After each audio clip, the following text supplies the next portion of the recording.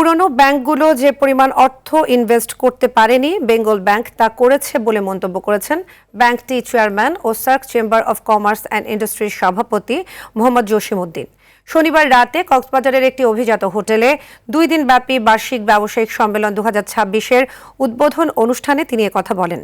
এ সময় উন্নত গ্রাহক সেবা এবং কর্মকর্তাদের ঐক্যবদ্ধ প্রচেষ্টায় বেঙ্গল কমার্শিয়াল ব্যাংক নির্দিষ্ট লক্ষ্যে পৌঁছে যাবে বলে আশা ব্যক্ত করেন তিনি।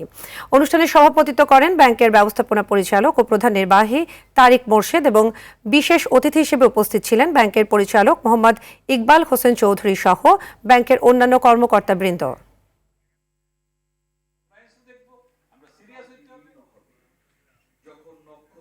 একটা পুরানো ব্যাংক যেটা করে নাই সেটাতে আমরা নতুন ব্যাংক হিসেবে বেশি আমরা এখানে ইনভেস্ট করছি। সাইড পাশে কিন্তু অপরচুনিটি আছে, এখন আমাদেরকে ক্যাশ করতে হবে।